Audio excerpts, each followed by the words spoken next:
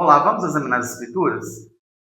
Hoje nós iremos refletir em um texto que se encontra em 1 Reis, capítulo 1, versículos de 1 a 4, onde nós lemos o seguinte: Quando o rei Davi envelheceu, já de idade bem avançada, cobriram-no de cobertores, mas ele não se aquecia.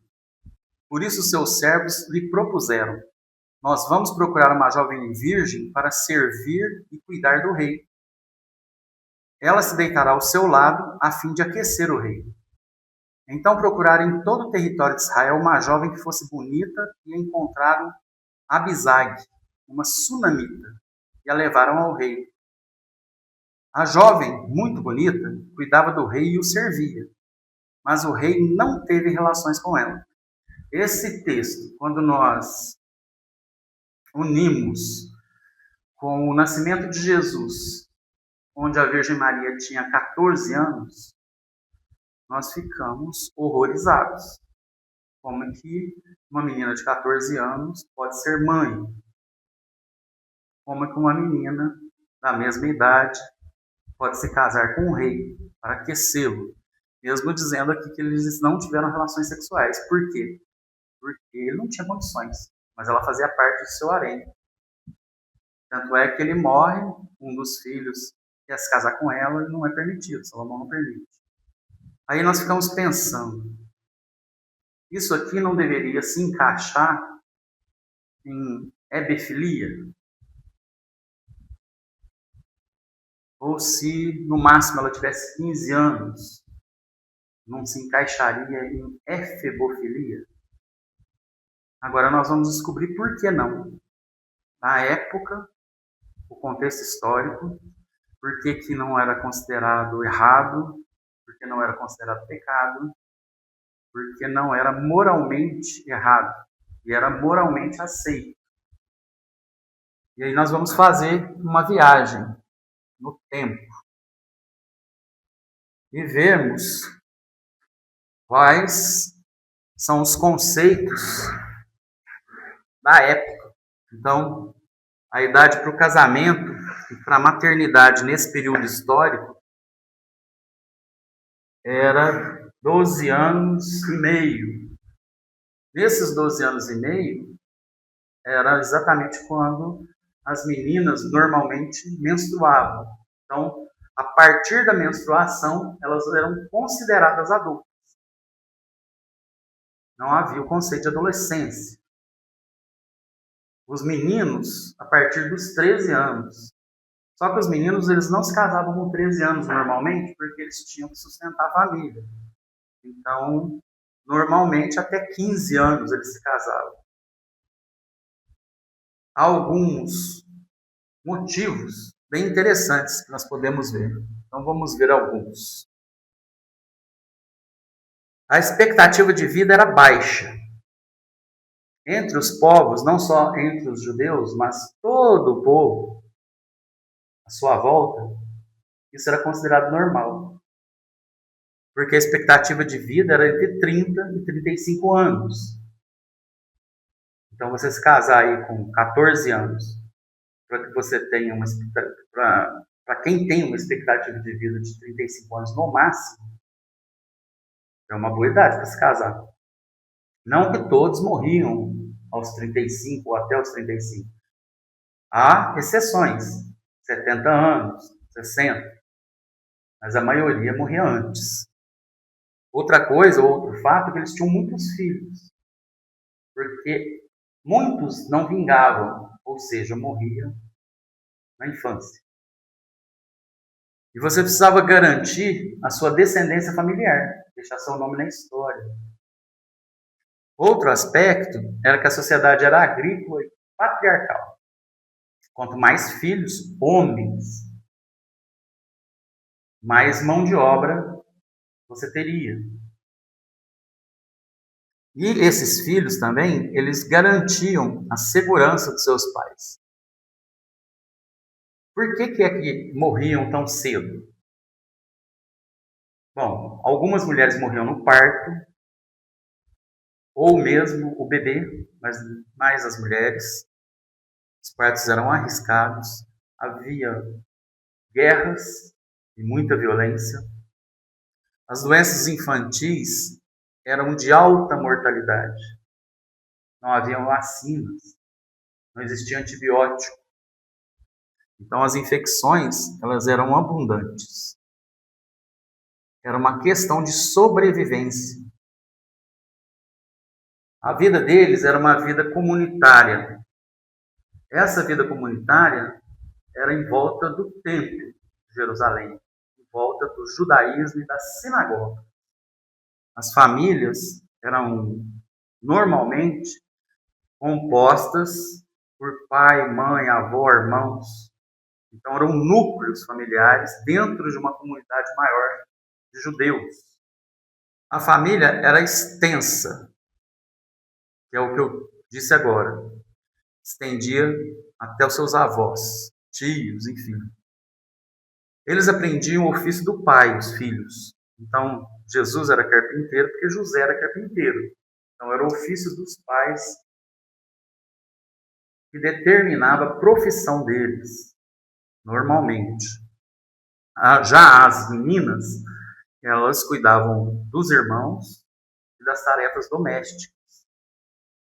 Eles se alimentavam com pão, azeite, vinho, legumes, frutas secas, peixe. Porém, comiam carne raramente. Somente nas festas religiosas eles comiam carne. No restante do tempo, eram essas comidas que eu disse. A diferença com hoje. Primeiramente, que nós vivemos muito mais. Expectativa de vida de 80 anos, talvez mais. Então, nós não precisamos mais corrermos para termos filhos, para formarmos uma família e deixarmos descendência. Hoje também, as mulheres têm direitos de escolha, bem os filhos também, homens. Antes era um acordo entre os pais. Os pais acordavam o casamento, combinavam o casamento com outros pais. Então, meu filho vai se casar com sua filha e ponto final. Não tinha outra opção. Hoje é muito diferente. A ciência e a medicina que temos hoje é infinitamente superior à daquela época. Temos hospitais, vacinas e remédios abundantes. Isso mudou radicalmente nossas chances de sobrevivência, inclusive em relação às mortes das mulheres no parto ou da criança. Para que nós possamos resumir, uma garota de 13, 14 anos podia ter filhos, pois naquela cultura era considerada adulta. Não era uma aberração. A vida era curta, difícil e comunitária. Então era essencial que elas começassem cedo. Como eu disse agora mesmo, hoje a saúde, longevidade e educação, a adolescência virou uma fase de preparo e não uma responsabilidade para adultos. Quando nós fazemos esse paralelo, nós percebemos como que a nossa vida melhorou. Nós vivemos muito mais, temos muito mais facilidades, porém, emocionalmente e psicologicamente, nós pioramos. Pois nós vivemos numa correria desenfreada para adquirir coisas, nos tornamos hedonistas. Porém, nós temos a consciência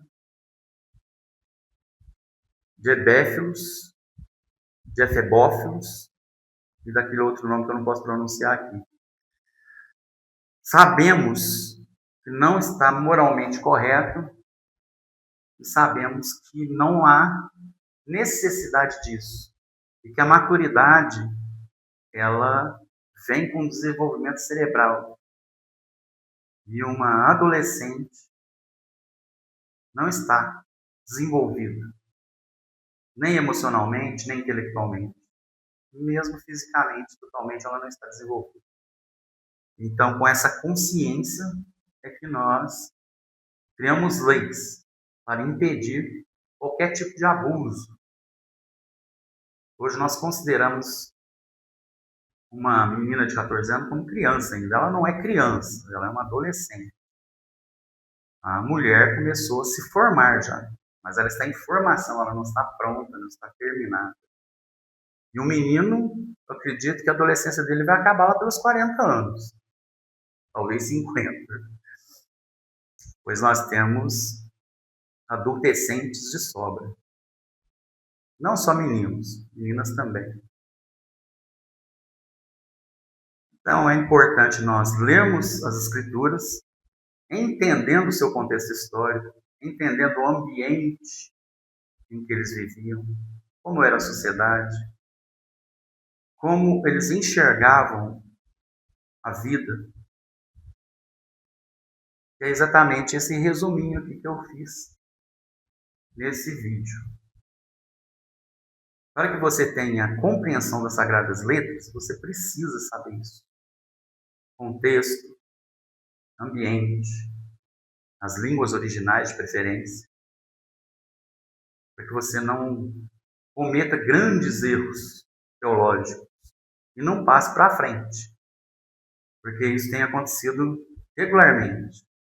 Eu já fui em cultos onde o pastor pregou coisas que não eram certas. Eram bonitas, eram interessantes, mas não certas. Fictícias. E ficção não é o que nós encontramos na Bíblia. Vou te dar um exemplo. Quando você é uma moça, você lê lá na Bíblia que se você menstruar, você vai ficar tantos dias impura. Se você tiver tido um filho homem, você vai ficar, vamos supor, 15 dias impura. Se você tiver uma filha mulher, você vai ficar 30 dias impura. E você lê isso, você fica horrorizada, você fica sem entender qual que é. Como é que Deus louco é esse? Por quê? Porque é uma fisiologia que o próprio Deus criou. A menstruação, o parto. Aí a gente não consegue entender. Só que se você for conversar com um teólogo, ele irá te explicar. Porque todas as coisas têm explicações na Sagrada Escritura. Imagina só, você está atravessando um deserto lascado. Você não tem absorvente. Não existe farmácia, não existe água encanada. E aí, você se menstrua. Imagina só como eram os homens de 4.000 anos atrás. Se hoje nós já somos difíceis, imagina naquela época que as mulheres podiam nem se negar e nem reclamar. Que os homens davam carta de divórcio caso elas quebrassem a unha e eles não gostassem. Divorciava dela e pronto. Muito bem, o que Deus fez? Deus deu um refrigério, um descanso para as mulheres, determinando que elas estariam impuras no período da menstruação e mais alguns dias depois. Isso faria ou fez com que os homens não fizessem relação com elas nesse período. Elas estavam inchadas, elas estavam com TPM, que não existia isso, né? Existiam sintomas, mas não tinha esse nome. O humor ou o mau humor, as dores, enfim, todas as características, todos os sintomas que compõem esse período que toda mulher passa uma vez por mês. Fora a dificuldade de ter água para fazer sua higiene pessoal, todas as dificuldades. Quando Deus determina que ela está impura, o marido deixa ela em paz. Ele está protegendo as mulheres. O mesmo acontece no parto. Então há uma razão, há um motivo plausível para cada determinação divina, para cada lei de Deus, para cada decreto divino. E é sempre usando o amor como base. O amor, a empatia, a caridade, o bom senso, a lucidez. Tudo isso e muito mais é o que Deus usa para decretar suas leis. Tudo para nos proteger por amor a nós. Que nós tenhamos sabedoria, que nós tenhamos conhecimento e principalmente gratidão por Deus, pois Ele nos ama como ninguém. Ninguém nos ama mais do que Deus. E é por isso que Ele nos presenteou com Jesus, com a nossa salvação, para nos dar a vida eterna. E todo aquele que nele crê não morrerá, mas terá a vida eterna. Amém.